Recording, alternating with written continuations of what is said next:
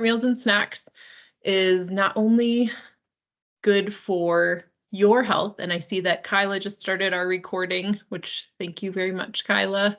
I always forget to do that, so I appreciate that. So we know that getting more plants in your meals and snacks is not only good for your health if you're sharing those snacks with sharing the meals with children, but we also know it's good for the kids you care for. And so we're going to talk today about how you can easily incorporate some more plants. And as I mentioned, we really want to have time for some sharing because you all always have amazing ideas, and we want to use this time for you to share with one another as well, so that you can learn from each other. Right. So we'll do some welcome and introductions like we always do. Nikki, our amazing dietetic intern, is going to share with you all some of the nutritional benefits of plants. And then we'll reference our dietary guidelines to make sure we know about our kind of serving sizes for the different age groups and what we're looking for when we add plants. It looks like some of you are all, can everyone hear okay? I'm seeing some chats that people are getting their computers going, but it seems like all is well. Okay. And then we will give some tips and ideas on integrating plants into meals and snacks, and then allow for that time to share and brainstorm. Okay, so this is our child health promotion team. Just a reminder that we are all one team doing many different things. We do our healthy eating, active living program, breastfeeding friendly childcare, health and safety inspections and trainings, our farm to early care and education program. And then parent nutrition trainings, staff nutrition trainings, consultations on your menu, all of those wonderful things as well. So reach out to us if you ever have a question or need for any of the above. And before I move on, I'll let, so my name is Tori Lee, and you all know me most likely from healthy eating, active living trainings and the breastfeeding friendly childcare program, farm to ECE. And then with me today presenting is Nikki, who I mentioned is our dietetic intern. And do you want to share anything real quick, Nikki? Nope, I'm Nikki, and I'm excited to be here. Sad that this is my last week at Child Health Promotion at Boulder County Public Health, but it's been a great experience and I've learned so much. So thank you to the entire team. You, Nikki. I know it went by too fast. All right, so who is with us today? We want to make sure to give you a certificate for today, so share with us your name and childcare program, and then if you want to share a favorite plant-based meal or snack, and it could be either one that you love and or that you and your children love.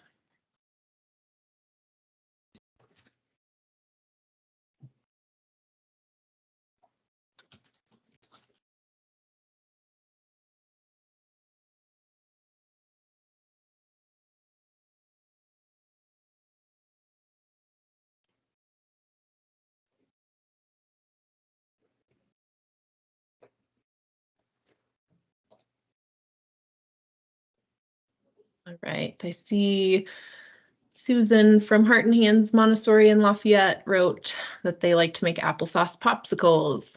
Those sound like a real simple and fun snack for kids, especially coming up on these warmer months. Right. And Lisa from TLC Learning Center in Longmont said that she likes celery and hummus. That is a good combo. And then Martha, our teammate, said jicama and hummus.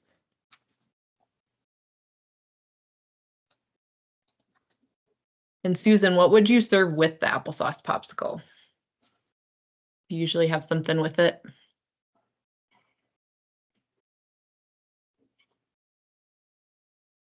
Sure.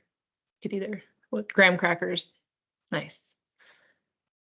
And Mary Beth said a homemade veggie soup each week. Awesome. And let's see, Kristen, you mentioned hummus from Active Louisville Kids, hummus and carrots. All right, we got a lot of hummus lovers out there.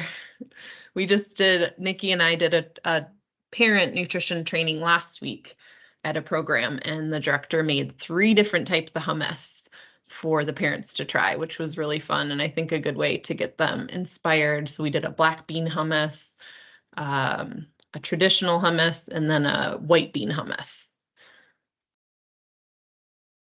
So always fun that you can take something and make so many different variations on it, which is one thing we're going to talk about today. Hi, Amy. Great to see you join us. If you want to add to the chat your name and program and let's see, maybe you already did a favorite plant-based meal or snack. Just doing introductions. All right, so we'll keep moving along. I think you're up, Nikki. Are you all ready? Yes, I am. Thank you. And so let me see if I can take control. Yeah, there we go. Okay, everyone. So I'm going to touch on the nutritional benefits of plants and why we think it's so important to introduce more plants into our meals and snacks, and then how that kind of fits into the dietary guidelines. So plants really contain hundreds of health promoting and disease fighting chemicals. These chemicals exert antioxidant, anti-inflammatory activity. They can boost the immune system, be antimicrobial, antibacterial, anti-carcinogenic, and the list really goes on. But what I love about this slide is that it exemplifies the complex process of how some of these molecules work. So the first shows you how an antioxidant works. It actually gives an electron to a free radical and stabilizes it, preventing it from damaging and hurting our healthy cells. So again, a really simple way showing how an antioxidant works. And then below, we see this red bell pepper putting out the flames of inflammation. And, inflammation is not a bad thing. Inflammation it plays a vital role in our response to injury and wound healing. But our bodies are meant to turn inflammation on and turn it off. And when inflammation doesn't get turned off, that we end up in this chronic inflammatory state, and we can see some negative health effects. So plants really help manage some of these damaging processes that can happen in the body otherwise. See. Okay. So I'm sure most of you are familiar with the phrase "eat the rainbow." And what does that mean? What do we mean when we say eat the rainbow? Well, the rich and the vibrant color of these foods comes from one or more phytonutrients. So the idea is that by consuming foods from all of these different colors, we get to benefit from these nutrients that are unique to plants and that promote optimal health. Phyto is the Greek word for plant. Nutrients are these, we know they're these essential chemical substances.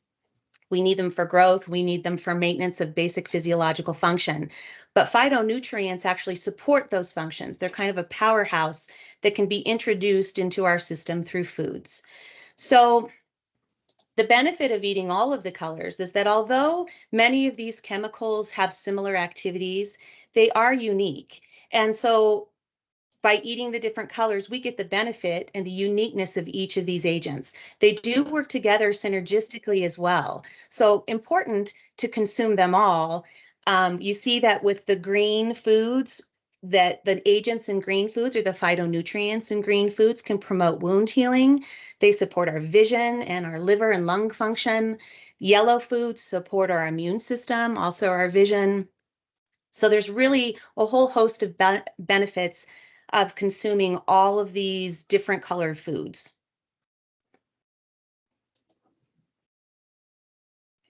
So if you've participated in any of the HEAL trainings previously, you're probably very familiar with this slide.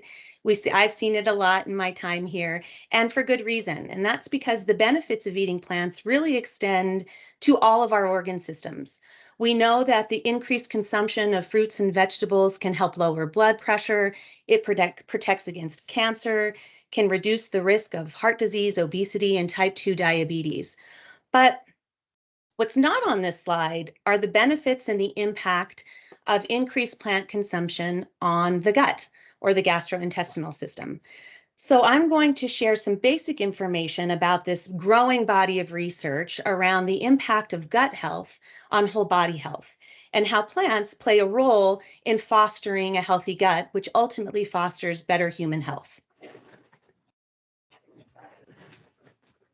So the ways in which the gut can impact whole body health. Well, first, the gut, also known as the gastrointestinal system, is anything from the mouth to the anus. But what I'm going to talk about is this complex ecosystem of microorganisms called the gut microbiome. And this ecosystem resides in the colon, and it's composed of good and bad bacteria and all kinds of other things that can have beneficial, that's the good, and pathogenic effects. When they're in balance, all is well.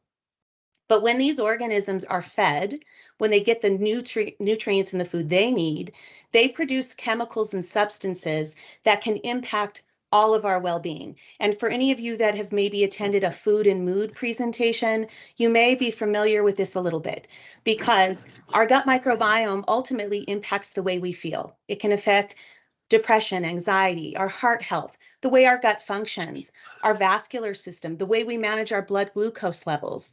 All of those things are impacted by our gut microbiome. And in fact, in terms of an overall healthy gut, 70 to 80% of our immune system resides in the gut.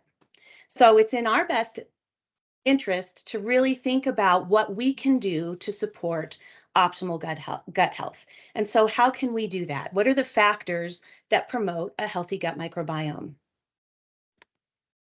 Well, there are several. And the factor that I really want to focus on is diet. But we thought that touching on these other factors might be helpful. And so I get a little I get a little nervous talking about these things because it's all relatively complex. There are conflicting views out there, but I'm going to share most of what the literature is pointing to around these different factors. So, how do we influence our gut microbiome? Well, it starts with being in the womb. So we know that our gut microbiome, it starts forming in utero or in the womb. And then depending on how we're delivered, in terms of our birthing process, our gut microbiome is impacted as well. So for infants that are delivered vaginally, there's something that happens known as seeding, and that's where the microbes from the mother are transferred to the infant. And this process has been shown to lead to potential long-term health benefits. So ideally, vaginal delivery is optimal in terms of setting up a healthy gut microbiome. But then we have another opportunity to help shape the microbiome of our children, and that's through these early feeding opportunities. And what I'm talking about is breastfeeding. So breastfeeding plays a critical role, breast milk, in creating a healthy gut microbiome. Inside breast milk are something called human milk oligosaccharides, and these are sugars that are indigestible, meaning that they move through the mouth, through the gut, and what they do is they feed that bacteria that resides in the colon. And then that bacteria in the colon, if they're well fed, it bolsters a species known as bifidobacterium. And bifidobacteria actually confer a whole host of health benefits in humans that I won't go into, but that is the benefit of breast milk. Then we have a yet still more opportunity to help shape the microbiome through food. And we know that the microbiome is fully established by the age of 3. In fact, It doesn't change much at all during adult life until old age. And so what the research shows is that it's a habitual dietary pattern, that sustainable everyday, the way we eat, that can really set up our microbiome for long-term health. So then diet, that brings me to diet as this really important factor. So diet is a key modifiable factor. When I say modifiable, it means that we have control. We get to choose what we eat. And diet can influence the diversity. That means how many different strains of bacteria, the composition and the function of the microbiome.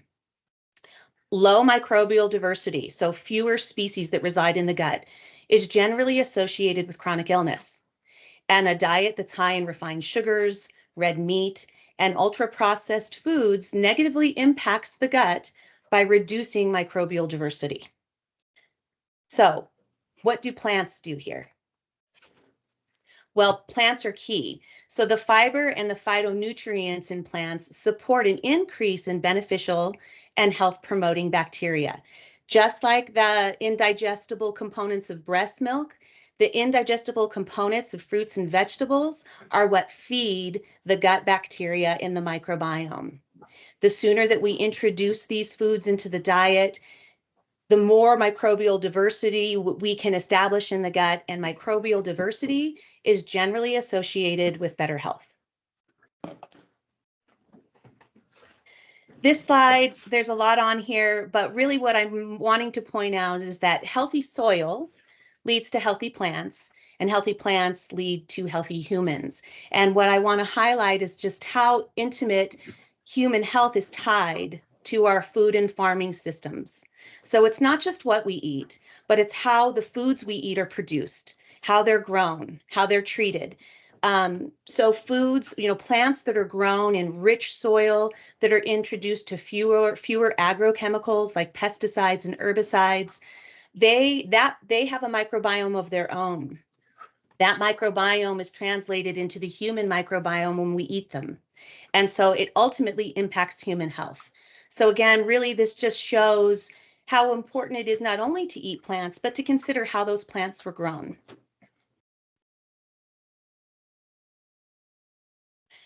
And so that takes me to the dietary guidelines and considering, where do plants fit? Most of us have seen the My Plate diagram from the USDA, where half of the plate should be fruits and vegetables, a quarter of the plate should be grains. Well, that's a plant. Protein, we can get plenty of plant-based protein, and dairy. There are lots of plant-based dairy options out there now, like soy milk and almond milk. So really, plants fit anywhere in the diet and in terms of the dietary guidelines. As soon as we decide to introduce solid foods, pureed vegetables and fruits are an excellent way to introduce the phytonutrients and health promoting benefits of plants. We can then continue to help shape a healthy gut microbiome that supports those long-term health outcomes. And as the eating behaviors of our children continue to evolve, kiddos, they learn what, when, and how much to eat through direct experiences and by observing the eating behaviors of others. So it's important for us as caregivers to incorporate as many plants as we can in our meals and snacks to kind of model that behavior. And then beyond, again, you've probably seen this slide, beyond the toddler years and into preschool, it's really important to continue to foster variety in the introduction of unfamiliar fruits and veggies and grains and protein foods, so we can continue to create this healthy gut and healthy microbiotic environment that leads to more positive health outcomes later in life. And again, really understanding the appropriate serving size for a 2-year-old is a cup of fruit a day, a cup of vegetables a day. I won't belabor this slide too much because you've probably seen it, but that's really the take home here. And then I'm going to hand it off to Tori. Right.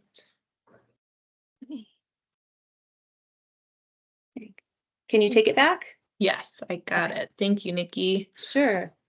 think that sets us up to kind of dive now into just how we might integrate more plants now that you are probably convinced that it's a good idea.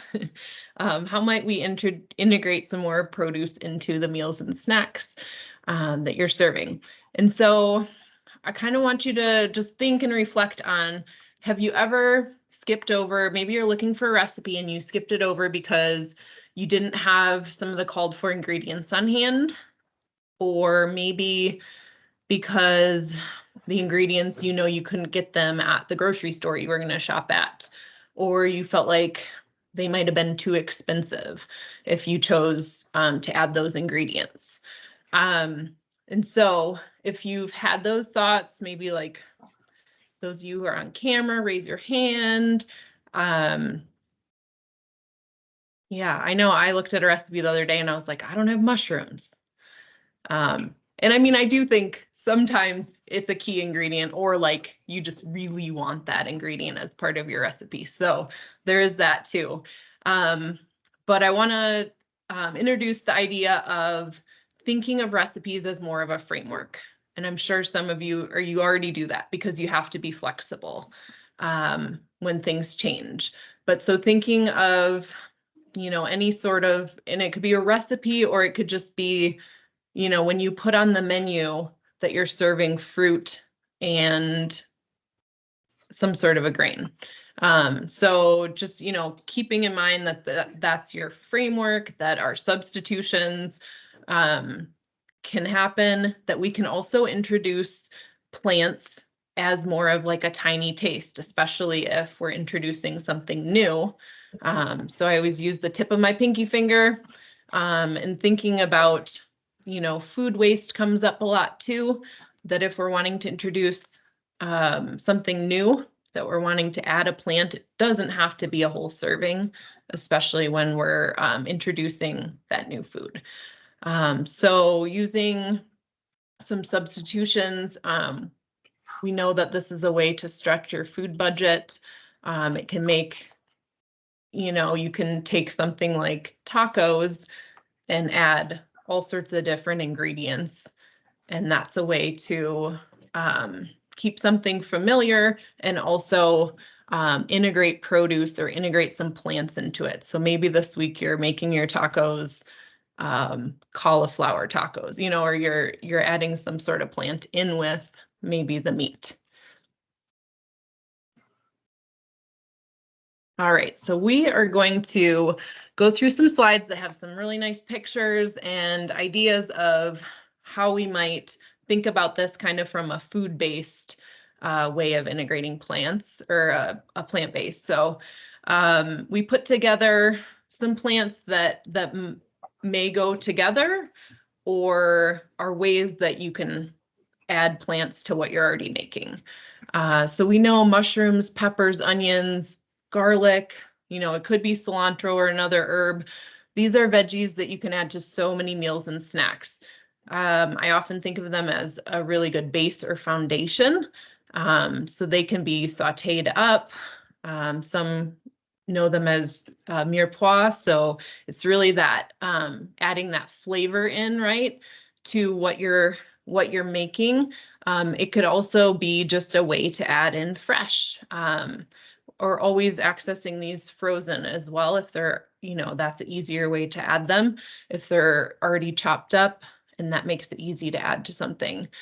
So thinking about this mix, adding it to sauces, it's going to be a way to add plants. Soups in the picture, those delicious quesadillas that are making all of our stomachs growl.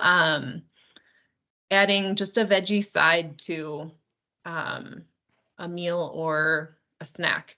You could add it to breakfast through like an egg scramble, any one of these things.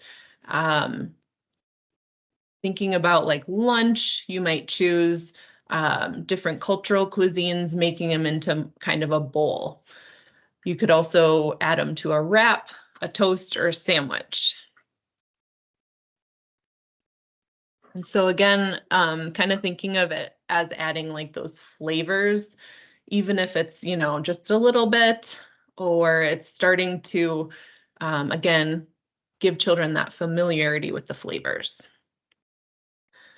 All right, so thinking about greens and avocados, so adding that green to meals and snacks. I know a lot of you receive microgreens through your farm to ECE produce bags. And so adding them as kind of that topping to things that might be fun for the kids to be able to kind of top their foods, and we've heard that from you all. So here is an avocado toast where microgreens are added to the top. This could also be on just a cracker for like a smaller snack size version. Kale chips, I know a lot of you have made those. Kale can also be added to, or any sort of greens, to smoothies. That picture of a smoothie has avocado and apple as well. So any other ideas around these three foods that you've used?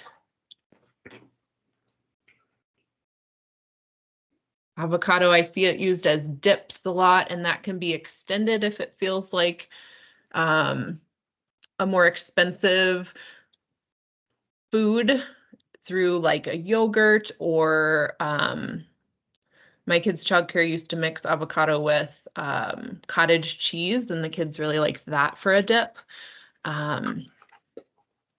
So any sort of dip it could be added to as well. And I think if you're pureeing things like a smoothie, you know, greens can always be added again to like a dip as well.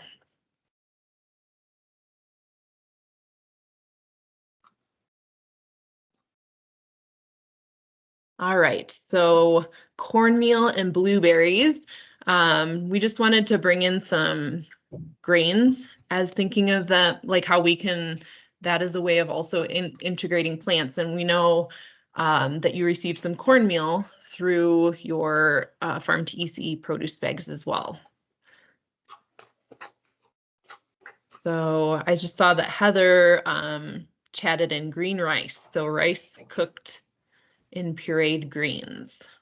So there's a way to also add some greens to something that wouldn't normally have green in it. Thanks for sharing that, Heather. We'll make sure the back is covered. And we can always put that fun spin on it. Like I know those of you who came to the Farm to EC training a while back, and we made that green monster bread. So that was adding greens to a baked bread. So giving it kind of that fun name as well can spark curiosity in children. All right, so thinking of our ground corn, we know that this can be used in baking, something like a cornbread, and then we can throw in some blueberries to add plants, polenta, tortillas, tamales might be another way we use cornmeal, or we serve it.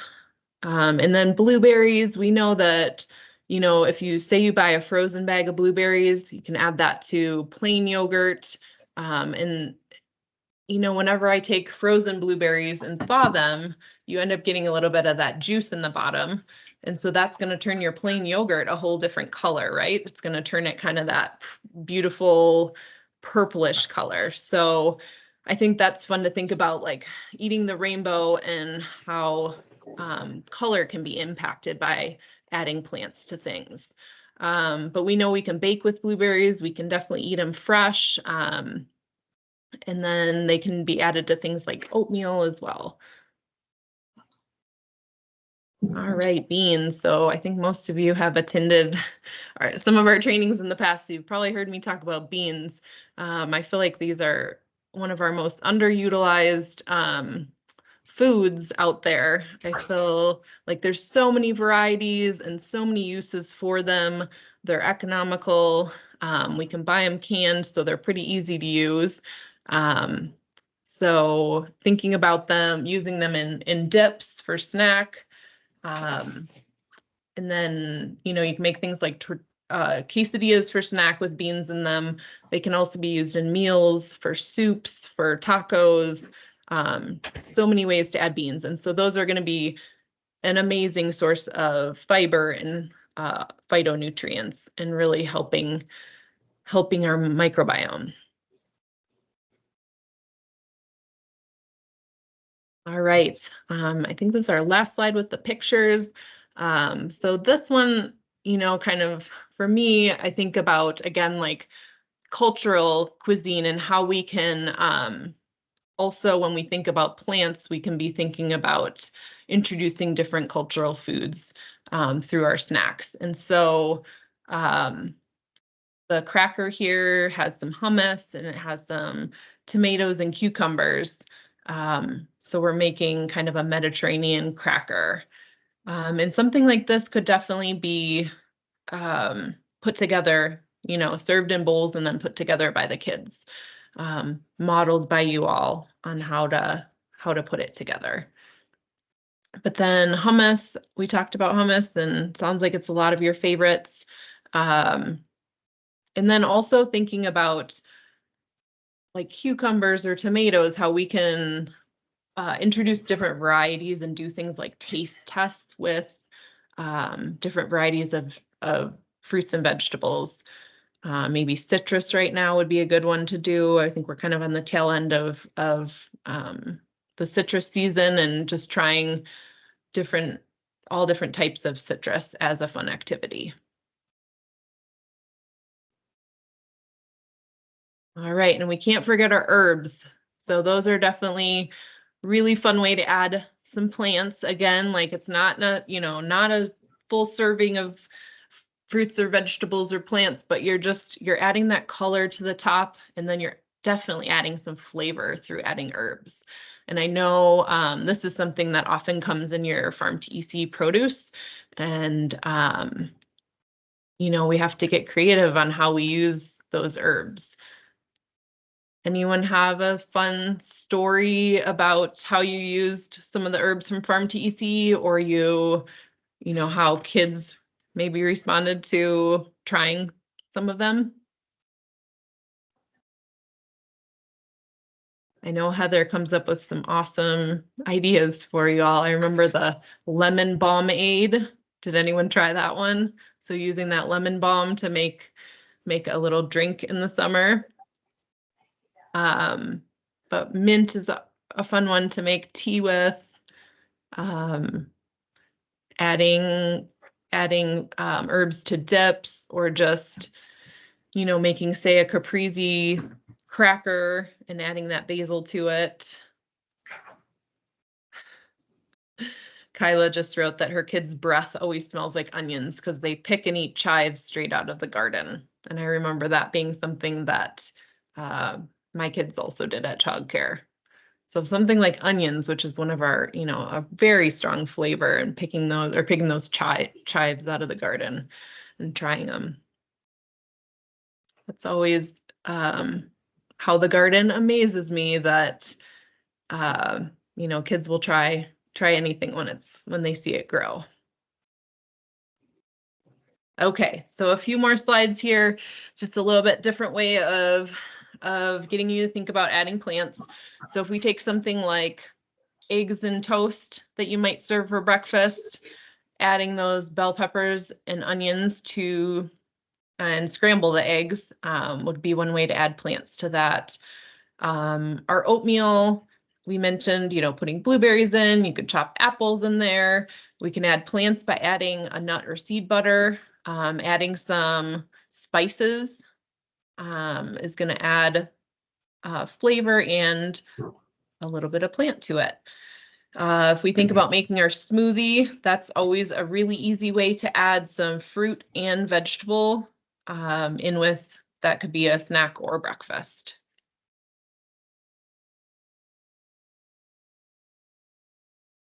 Okay, ways to boost snacks. So say you're going to serve hummus and crackers for a snack.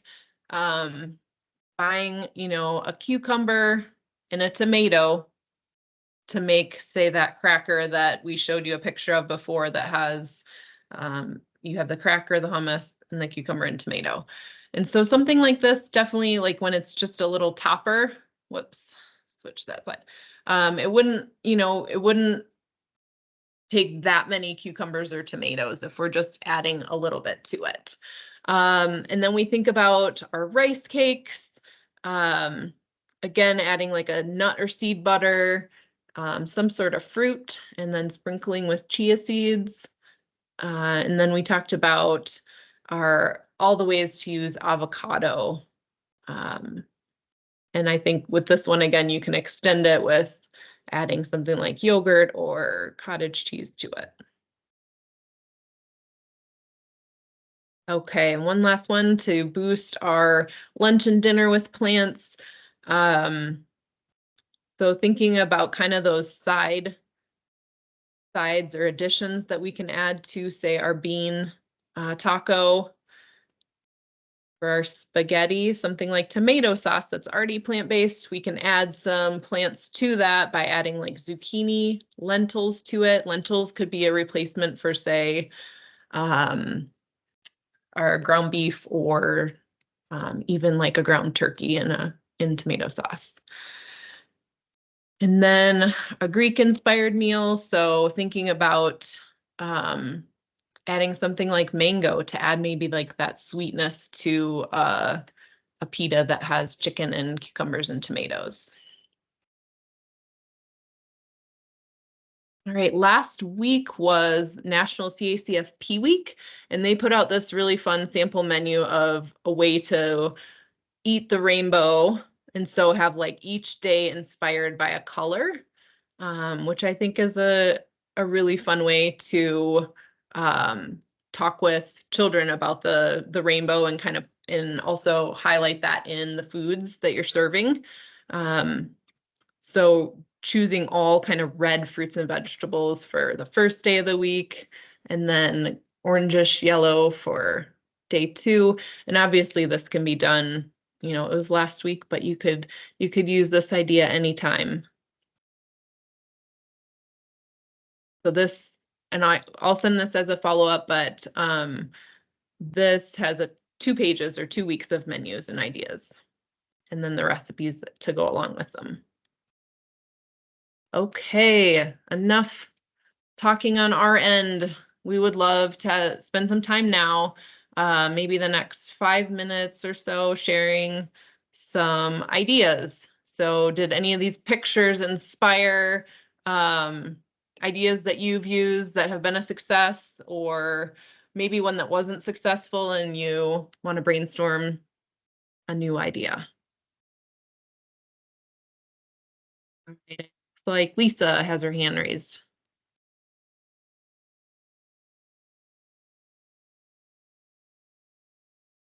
See if I can unmute you. Hi, sorry Oh, there about you that. go. I got Okay. it.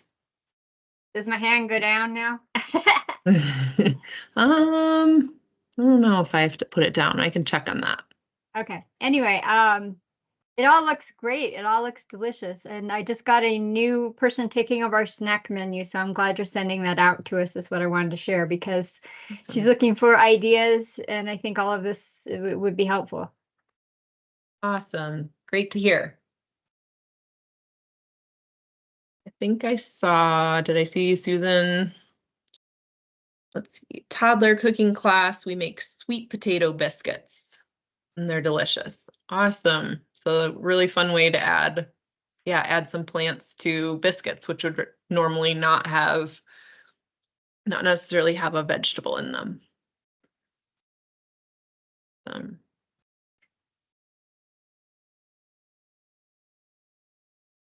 Kristen, can I call on you? What's been working lately at Active Louisville Kids? We've been adding a lot of good stuff, but today we used our Ninja to make, we had a lot of avocados that needed eating.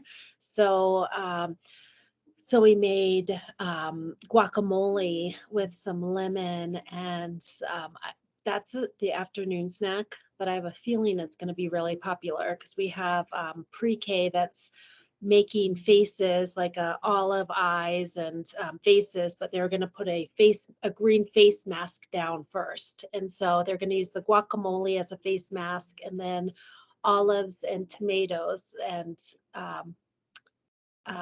green pepper and red peppers to make faces. So by them decorating their own food, I think that's going to be a hit. Yeah, that sounds really fun. Yes. Awesome.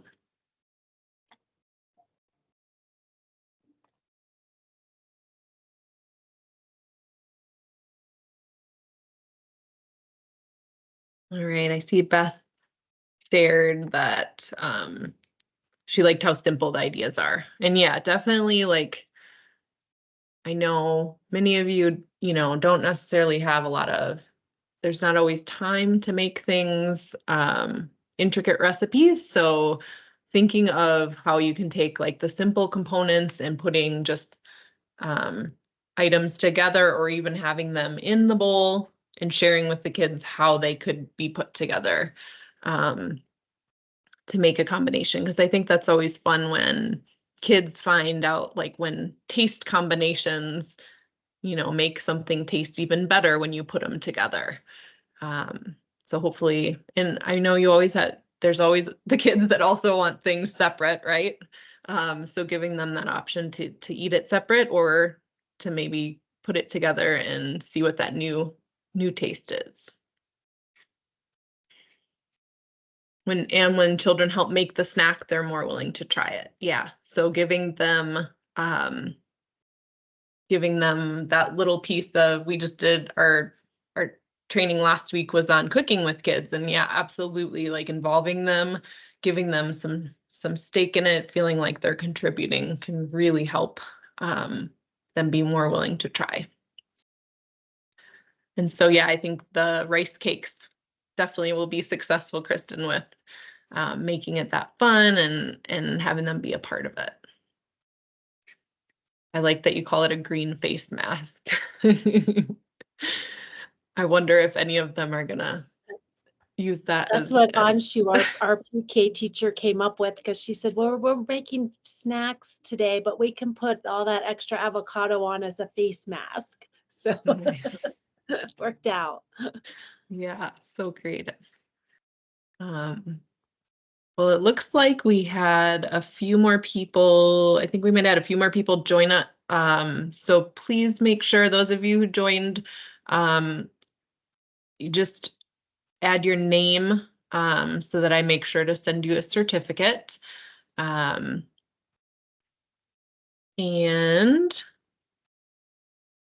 we are happy to stay on for a few more minutes. We also don't want to keep you here if there's not more idea sharing. I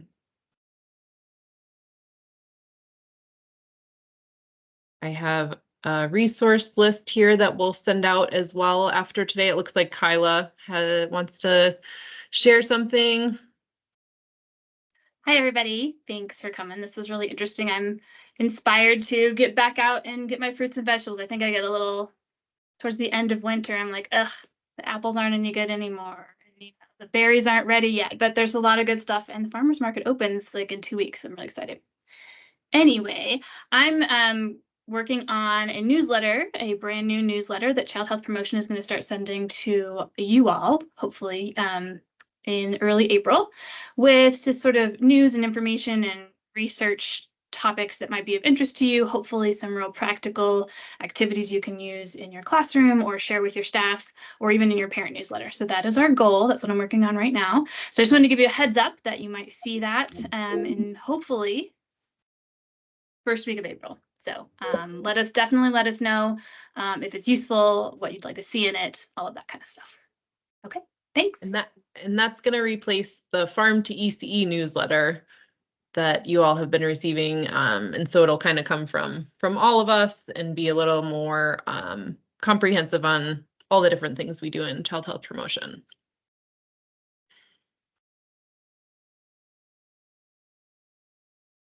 Right. Anyone have any questions, any thoughts, any other ideas?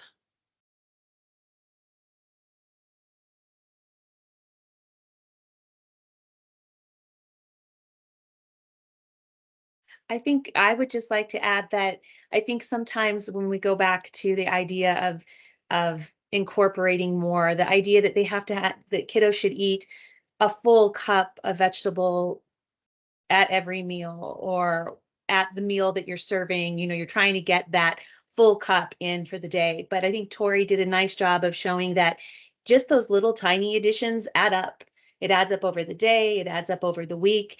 And I think it's really beneficial to not forget about the benefits of herbs and spices, because again, spices contain all of those phytonutrients as well.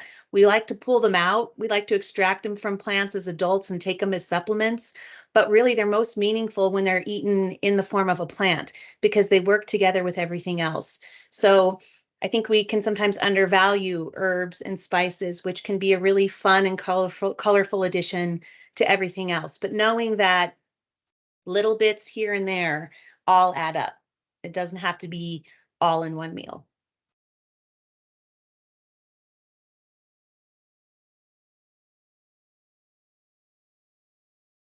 Yes.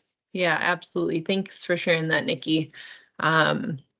Yeah, throughout the day, and definitely share this with parents as well, because we know, they might get 2/3 of their food in your care, but they're also getting food at home too, and it helps to share with parents. But also thinking that, I always think that like you have such a big opportunity when you're serving the meals and snacks to introduce all sorts of new foods and plants to them. So we know you're doing an amazing job at that, and we thank you for coming today and for always looking for new ideas. We hope we inspired you. Let me see. Sorry, I'm looking at the chat here. More than a 1/4 cup cooked beans per day are not good for you. Is that true? I have not heard that, Susan. Do you want to share anything else with that? Or I would be happy to. I've not heard like a certain amount with that. Have you, Nikki, or I know Heather's on as well? No, I haven't. So I am curious, Susan, the thought behind that. I know that there is some pop culture around the presence of lectins in beans and legumes. But I can tell you that for the average individual, not necessarily a concern. And then traditional cooking methods like soaking beans and legumes helps neutralize some of what people want to call anti-nutrients. But I'm not sure. So if you want to tell us, let's see, from a natural whole foods cooking class. I see. Yeah, interesting. I'm not sure what the perspective is there. Yeah, we can definitely look more into it, but I haven't heard like any sort of like recommendations on limiting. Definitely, I think that, it's pretty common for individuals to discuss changes in digestive function with more consumption of beans and legumes. But again, traditional cooking methods, soaking with kombu, different things can actually help with digestion. But yeah, that's interesting. So yeah, we'll have to look.